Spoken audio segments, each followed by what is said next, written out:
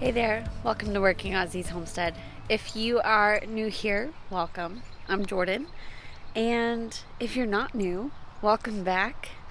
Thank you so much for hanging tight and having some grace as we figure out this whole new system with having a baby and all of the spring projects going on. But I wanted to pop on here and film a little bit of an update video for you guys. We've been working on a lot of projects, so stay tuned. Let's get started. Welcome to our YouTube channel. This is where we share our life as a small family on a small piece of property out in North Carolina. We're located between Raleigh and Fayetteville in Zone 8A for growers out there. If you're curious what zone we're in, we have an extremely long growing period here on our 1.24 acres. We rotational graze our animals. We have a large market garden, and we do a lot of other practices here on our small homestead. But I want to share with you some of our really big project updates that we have going on here on the homestead.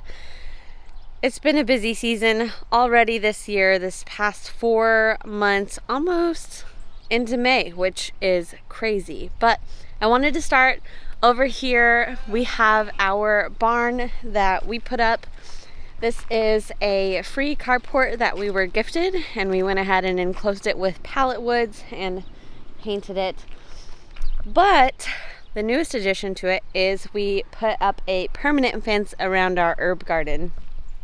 So last year I had this brilliant idea that I wanted to have an herb garden over by the barn. That way I could grow some things specifically for our animals to help in a more holistic way to keep them healthy and happy here on our homestead. And so we put up this herb garden. It's roughly 400 square feet that we went ahead and mulched. We put cardboard down and wood chips, and then we planted into it with a few things. We were using a Premier One shocker knot fence around it just to keep the dogs out, keep the birds out. But we decided, you know what, let's go ahead, make it a little prettier, add a permanent fence on here. And that's what we did. So we used some round posts that we already had, and then some 2x4s and some hog panels. So I'll show you guys that, and then the growing box that Josh put in here, and then what we have growing in it. So we have our fence starting at the corner of the barn, going all the way around, just a few panels. Then we have a very simple little gate here that we can just pop open. We can walk in, and it's a little updated in here. On our trellis here we have some beautiful blackberries. They are starting to really pop out. We've got some blackberries coming in, which is super exciting. Look at all the blackberries that are going to be coming off of here pretty soon. So we've got this variety. This is a thornless variety. This is the Arapaho blackberry. And then over here we have a different variety. I cannot remember the name of it. It's a different variety, and of course we have some blackberries coming in there already as well, which is super exciting. Now this is a growing box, so this is 16 by 2 feet, and we have 2 perennials in here. We have 2 elderberry bushes. We've got one here, and then we have one on the other end as well. And then I went ahead and planted our onions in here, so they're looking pretty good. It has been a little hot, so they do look a little sad, but there are 94 onions in here. And then of course I have this lovely Bermuda grass growing already, but that is in here. Last year I planted sunflowers, so we have this lovely volunteer sunflower that I'm just going to leave to grow. Our rosemary is quite happy. This was about 1/3 the size last year when we planted it, but it is nice and happy. We've taken a couple cutlings from it already to grow some more, but some beautiful, happy, healthy rosemary in here. And then we just planted this new blueberry bush. The one we had in here last year did not do so hot, so it is growing. Then over here we have another blueberry bush. We've got a couple nice sized blueberries coming in on it. And then we have 2 comfrey plants. So these were roots that we planted in here. And then this is the second year. This is the first year of it really blooming, which is nice.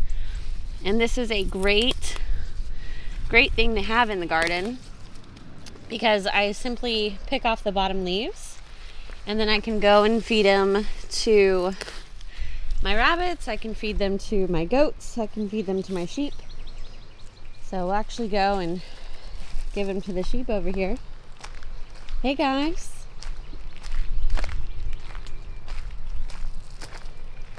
There you go. You want a snack?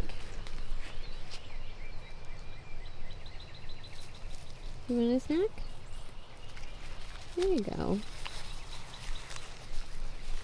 Good boys. I know. They took all the snack, didn't they?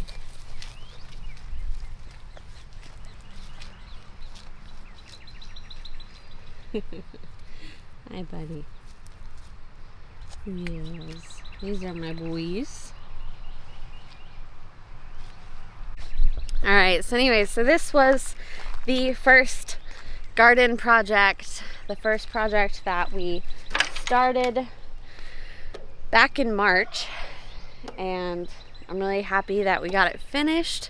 And then we decided, you know what, let's put a perimeter fence around the big garden too. Why not, right? Well, before we go over there, I do just want to go over a few things while we're over in this area.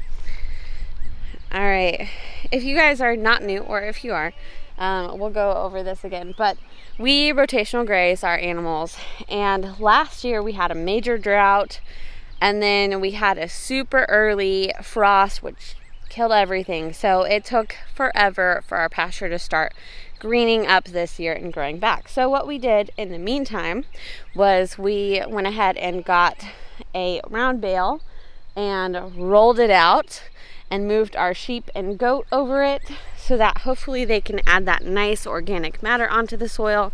And then what the hay does is we have now the hay seed in the seed bank on our property, and then it'll cover it and keep it a little bit more moist, more protected, because it was just bare dirt over here. So we do see a little bit of growth popping up.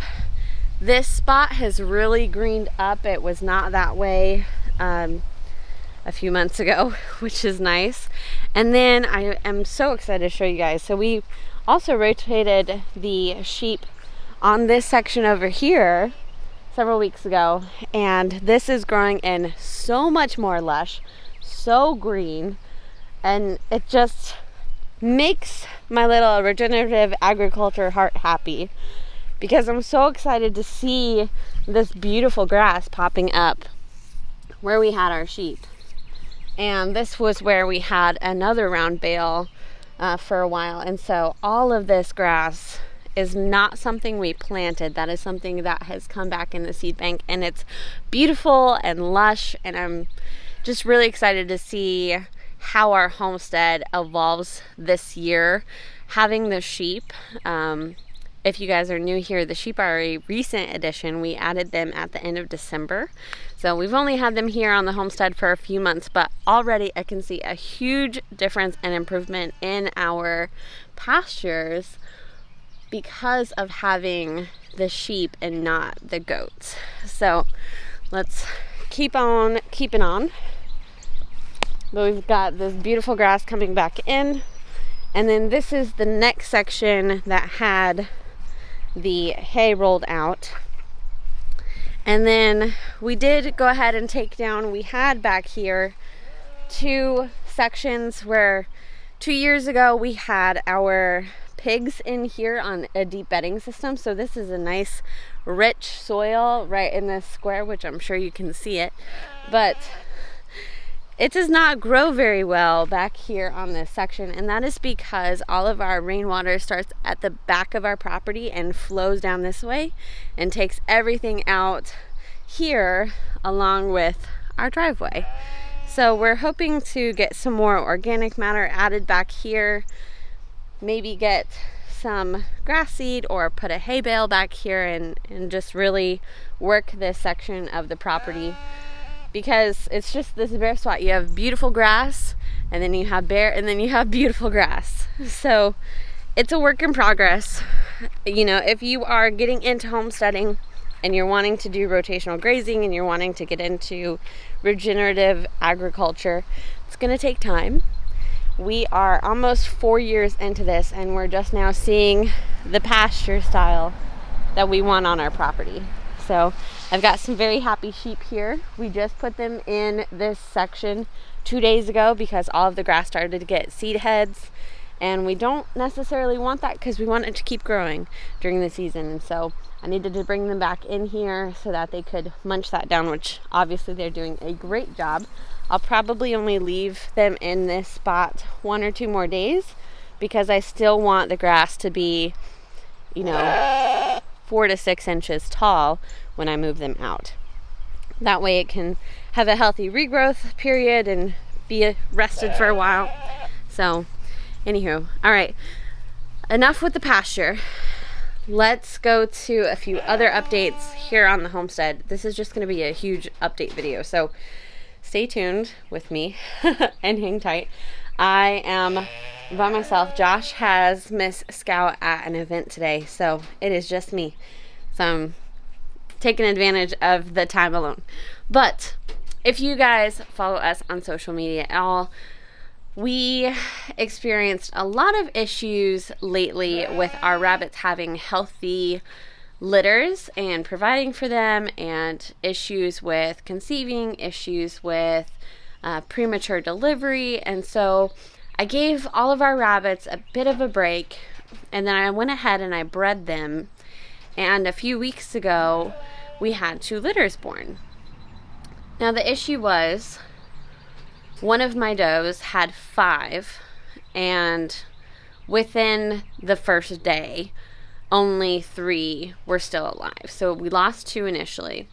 My other doe, this was her second litter, and she had all of the babies on the wire, which, if you are unfamiliar with rabbits, that means that they were out of a nest, exposed to the elements, per se. They're obviously in here in the barn, so they're not exposed, but they're not born in a nest environment that's closed off, that has no wind, is typically lined with mama's fur so it stays nice and warm.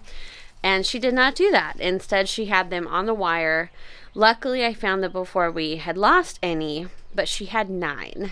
And so I put them all in the box for her. I moved like the hay and the fur back in the box so that way they could stay nice and warm. And I came and checked on them the next day, and 6 out of the 9 had died, and 2 out of the 3 from the other doe had died. And examining the babies, it appeared that they had never been fed. They did not have plump bellies at all. Instead, they had concave bellies. And that's just really hard because here we had, 12 potential meat rabbits, and my females didn't take care of them. And so, unfortunately, we ended up losing all 12 in a matter of just the first few days because my mamas weren't feeding them. And I don't have the means to supplemental feed baby bunnies right now. So a few days later, I made the decision to just go ahead and dispatch those females because obviously, either for one reason or another, they're not meant to have babies here on our homestead. So I went ahead and dispatched them, and I had one of our amazing Instagram followers reach out and say, "Hey, I'm so sorry to hear about your rabbits. If you are considering replacing your females, I have 2 does that are of breeding age. I'd be happy to sell you." So I sent her a message back. I said, "Sounds great. When can we meet?" And we brought home these two beauties. We've decided on Ruby for the red and Emerald for the broken black and white. So these are our two new breeding females. And they're hanging out, getting used to it. But I went ahead and I had dispatched those two females and then one of our males that we have. So now we are back down to 2 females and 2 bucks. So we have Onyx, who's our black buck. He's a silver fox New Zealand Californian mix, but he's solid black with some little white ticking in his fur. And then we have a solid white buck named O'Malley. So we have Onyx, O'Malley, Ruby, and Emerald now. But I wanted to give a little update on that. I did go ahead and breed Ruby to O'Malley, so hopefully mid-May we'll expect a litter here on the homestead before it gets too terribly hot. I'm not going to do any more breedings until towards the end of summer. That way I don't have babies in the middle of 115 degrees. But anywho, all right, moving on. So we've got this beautiful fence around the herb garden. We still need to stain it. And then Josh does plan to build a little swing bench to sit underneath the trellis over there so that we can come and sit in here in the afternoons or the evenings or the mornings or just, whenever we want to come and sit under the trellis and have a different view of the homestead and just enjoy it. That was a big thing that we had really talked about and thought about, is we needed to make places on our homestead for us to sit and enjoy. This is something that our friend Jess over at Roots and Refuge talks about a lot, is having a seat in your garden where you can sit and observe. And so we're finally doing that. So we have the herb garden now over there by the barn where we can sit and do that. All right, a fun animal that we have here on the homestead. I don't talk about them a lot. He's going to talk about himself. But we have a Royal Palm. We have a Royal Palm trio here on our homestead. And these were birds that were gifted to us last year by a regular customer of mine over at Starbucks. And she initially gave us a lot more, but for one reason or another, now we are down to 3. And they were free range, but then they started getting in the garden. So I went ahead and retrofitted this chicken tractor so that way they could still be on good pasture, and I just rotate them every day. But if you are unfamiliar with turkeys, Royal Palms especially have a very short laying season, and typically they only lay 10 to 12 eggs a day. The crazy part about this is these two ladies have given me 42 eggs between the two of them. I don't know who laid what egg, but it's a little bit crazy, and I partially think it's because of how we are raising them in these chicken tractors. It gives them fresh grazing every day. Who knows? That could be the reason, that could not be. Anywho, there are 2 eggs in there right now, but I have 24 of them in the incubator, so I'm super excited to potentially have some more turkeys. These ones we would grow out as meat for our homestead. It's a nice sustainable meat source. They're super easy to take care of if you're thinking about turkeys and you're kind of on the fence about it. These guys are extremely easy. This chicken tractor is probably 2.5 feet tall or so, which is the perfect height. There's still some clearance above their head in there. And then it's actually a good square footage to hold 20 chickens. So it's perfect for 3 turkeys. And I'm really excited to see what the hatch rate is of the eggs. I do have some available if you're interested in getting some fertilized Royal Palm turkey eggs. Send us a message or comment down below. Either one. Now, if you watched our April budgeting video, you will know we added some more meat chicks. And, we talked about not doing any chickens this year. We were like, yeah, we have a full freezer. Like, we don't need to raise any. But there's just something about pasture raised chicken that you just can't not, you know. And once you raise chickens on pasture, it makes you want to raise all the chickens on pasture, including getting a lot more birds. So we decided, okay, let's go ahead, let's get some more meat chickens. Why not? It gives us incentive to eat the ones that are in the freezer. And so we have 19 of these birds that will be headed into the freezer May 13th.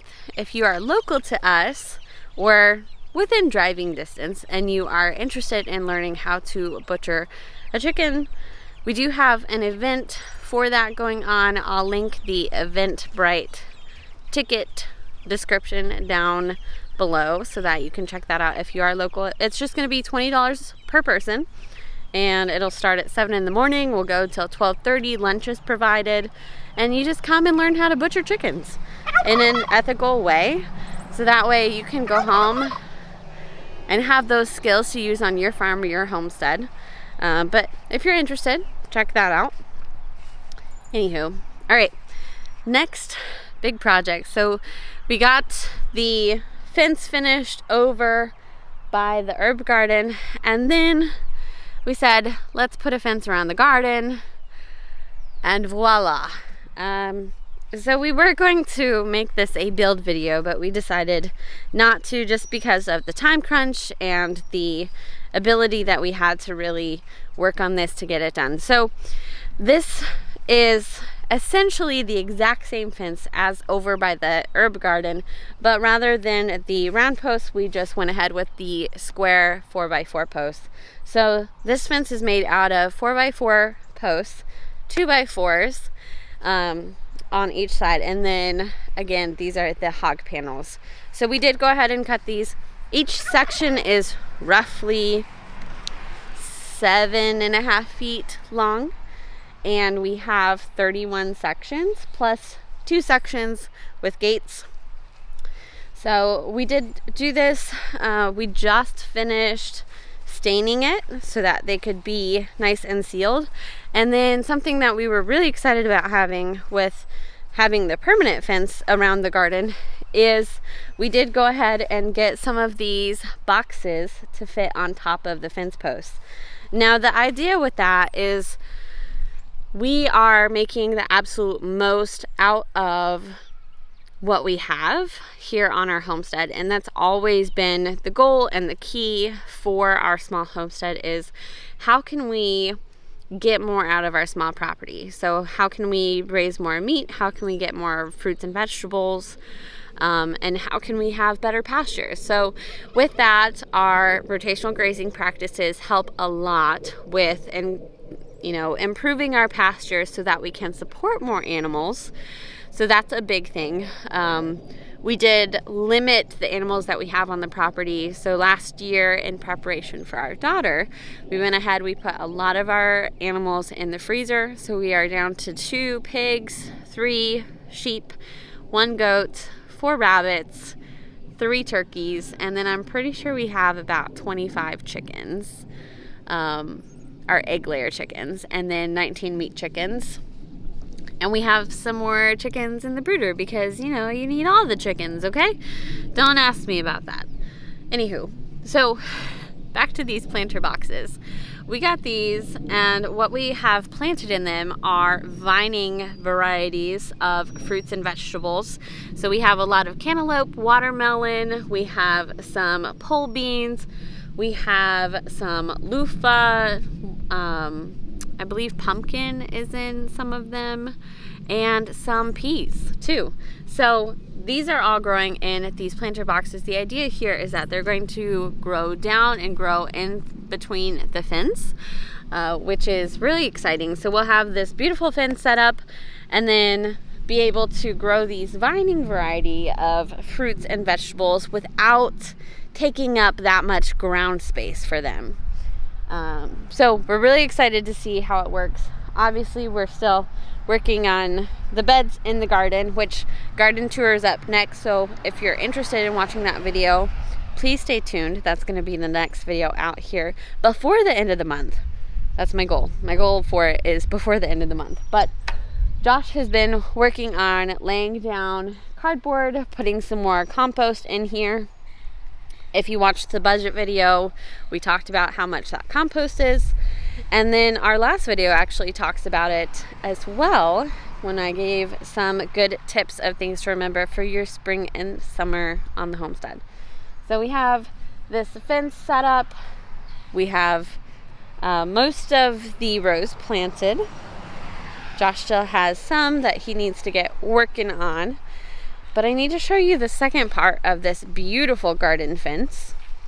And it was kind of on a whim, because we had been talking about finding a little patio set or something so that we could eat in the garden. And that's something that has really been on our hearts forever.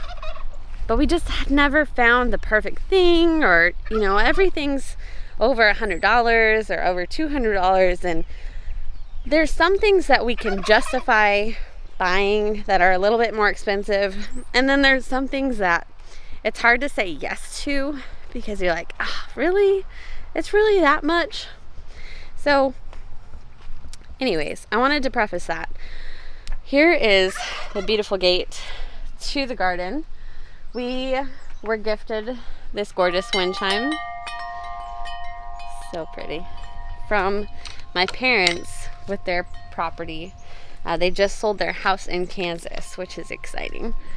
So walking into the garden, you have the gorgeous wind chime there. All right, now back to the table.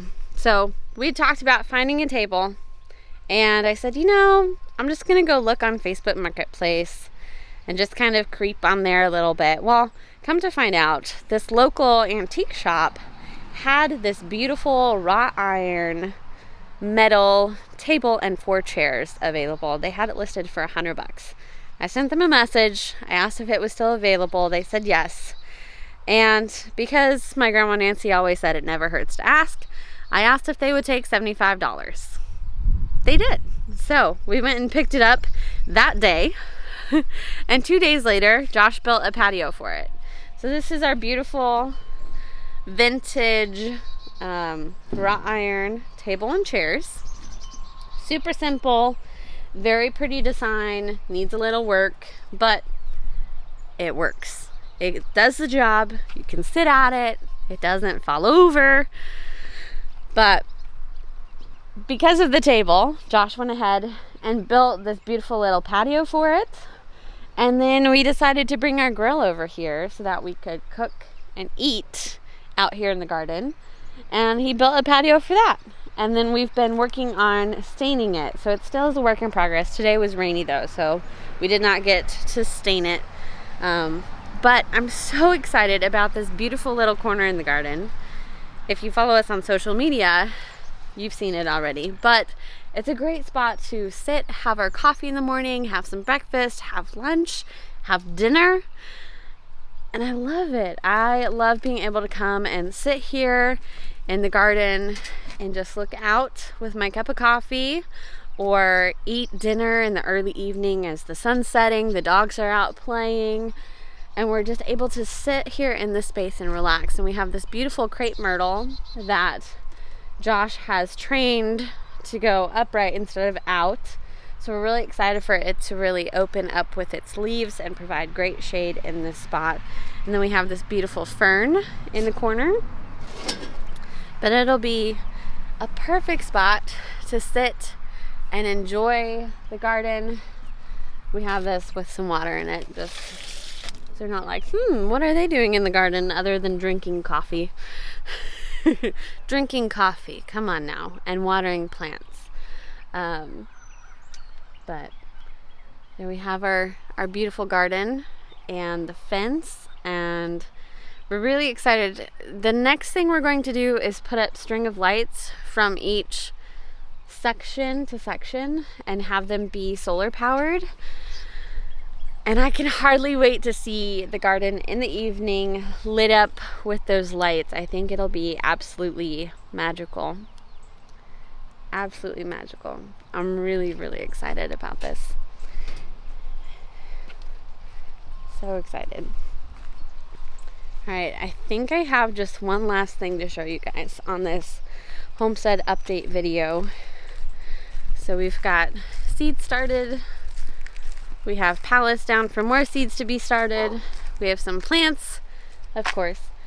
So something too that I want to encourage you, if you are on your homestead and you want to add more flowers, more trees, something like that, check out getting some cuttings and just repotting them.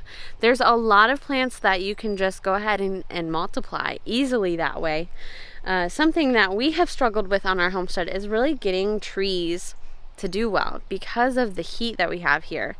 And our way to kind of combat that, hopefully, is we do have several red maples on our property and they sprout a lot of seeds. And so we've taken a couple seedlings that have been growing over here in the garden, even though the maples are all the way over there on our other side of the property.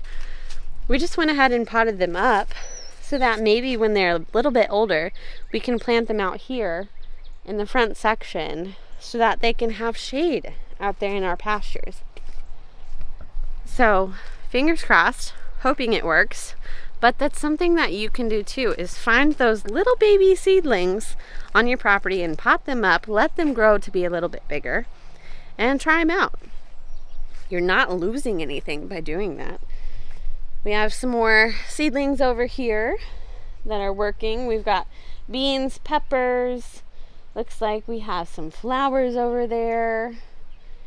So I'm really excited to do some more flowers this year. That's another thing that we've really talked about, is getting some more flowers. And then we have a lot of our fruit bushes over here. We've got strawberries, blueberries, blackberries in here. There's rosemary cuttings. And then we have our gorgeous lemon tree. We're so excited about this thing. But it has really exploded just in the last few days, and it has a bud coming out right here. If you can see it. There we go. So we are so excited about this lemon tree. I think it'll do really well once it gets a little bit more established. Now this is something that does great in the summertime. Obviously we are not in the tropics, so unfortunately we will have to bring it inside in the wintertime. But we're just excited to have lemons, or the potential of lemons anyways. And it's a tree that Josh obviously would like to keep forever. So we've got that growing out here. I don't see much going on in the greenhouse right now. It's kind of a mess. But that's how things go in the busy season. We are excited though, we have another dogwood growing. So this is a cutting from our dogwood trees. We have, let's see, 3 here. And there were 7 when we first moved to the property. However, 2 of them had to be cut down, and then the others have either rotted or one fell over in a major windstorm that we had. But they're just not doing well. So obviously this first tree here is not leafing out like the other 2. And so we're thinking that it may be time to cut that one down too. But the nice thing is we do have some cuttings that have taken root, so that when they get a little bit bigger, we can just go ahead and replace it. So I'm really excited to figure out something with that area too. But that's a project for another day, so we won't go over that. But I hope you enjoyed all of the updates here on the homestead. I know a lot going on. I'm so excited to give you guys a garden tour next time. It'll be beautiful. I'm excited to tell you all that we have growing in the garden and going on the homestead. In the meantime though, we'll see you in the next one.